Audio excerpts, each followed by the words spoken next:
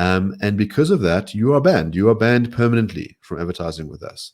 What you have done is inexcusable. It was ignorant, and it was a knee-jerk reaction.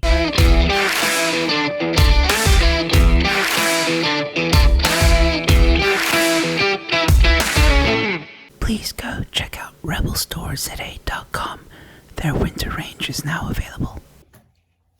Hello, ladies and gentlemen, and welcome to Real Moments. Real Moments are clips from videos or interviews that I think you might find interesting. I know some of you may not have the time to watch the full hour-long video or interview, so I thought these Real Moments can also double up as a bit of a teaser, if you will.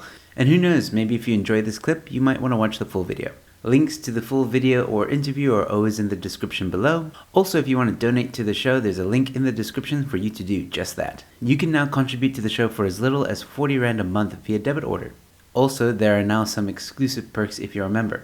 T's and C's apply. This is only available through Quicket. Or you can visit my website for various options on how to contribute to the show. Donations are not a must, but they're greatly appreciated and go a long way to supporting the channel. And of course, subscribing is always free. With that being said, ladies and gentlemen, here is your real moment. But what you have really is a very vocal minority on Twitter. So like very few South Africans are actually on Twitter. Very few people that are on Twitter are human beings. Like a whole bunch of those things are sock puppet accounts or bots. If we think that that's supposed to give us a pulse of the nation, it just doesn't. When you go and like compare what Twitter thinks about something versus like what an accurate survey shows you, it's completely different. If you look at the Institute for Race Relations polling data on like race relations, what are the concerns you have in South Africa? I mean, basically most South Africans say the thing we're most concerned about is the economy. Like we really care about jobs. We really care about educating our kids. We care about crime. And like right at the bottom of that list, at like 1% and 2% are things like land reform and racism. But if you believe Twitter, it's like, those are the burning issues. Like that's what everyone cares about. They don't.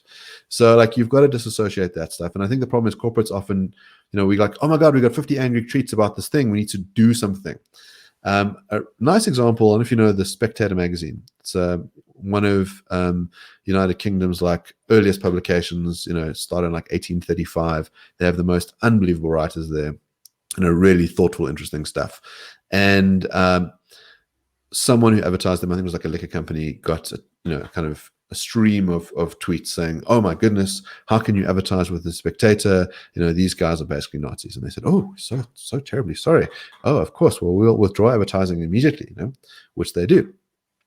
And so the editor of the Spectator wrote a public letter to the CEO of this company. And he said, just want you to know that one of your underlings has withdrawn your advertising, and because of that, you are banned. You are banned permanently from advertising with us. What you have done is inexcusable. It was ignorant, and it was a knee-jerk reaction. You obviously know nothing about our publication because we have a broad history of standing up for liberal values since 1835. And it's a pity that you've been led astray. So the CEO then goes, oh my goodness, what have we done? Does an investigation and says, look, we are so sorry. Please forgive us. We'd love to keep advertising with you. And they said, all right, you're forgiven. And so they accepted the apology in a reconciliatory way. And I thought that was clever. Like that was a good way to sort of stand up to point out to them what had been done to them, which is that they'd basically been duped by a couple of worksters. And it worked out well.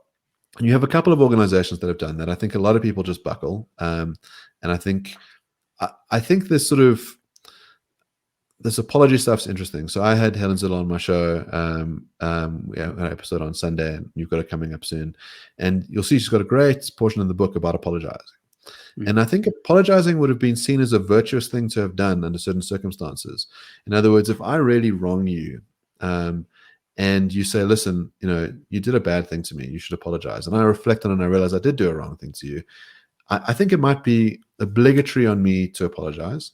Yeah. And at some point, it might be obligatory on you to forgive me. And if you say, look, it's sincere, you've made amends, it wasn't just words, you've done various things and you've restored the relationship, like that's a healthy mechanism. What we have at the moment is not that. So what we have is you said something we don't like, the mob comes after you, the mob pressures you into an apology for something that you don't actually believe was wrong, that probably isn't wrong.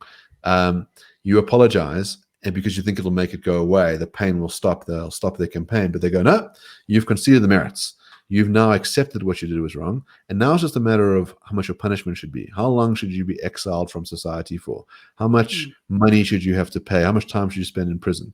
It's not a normal apology, So there's good reason to say, hold on, this process is now completely morally bankrupt. I'm not going to participate in it. I'm not going to apologize.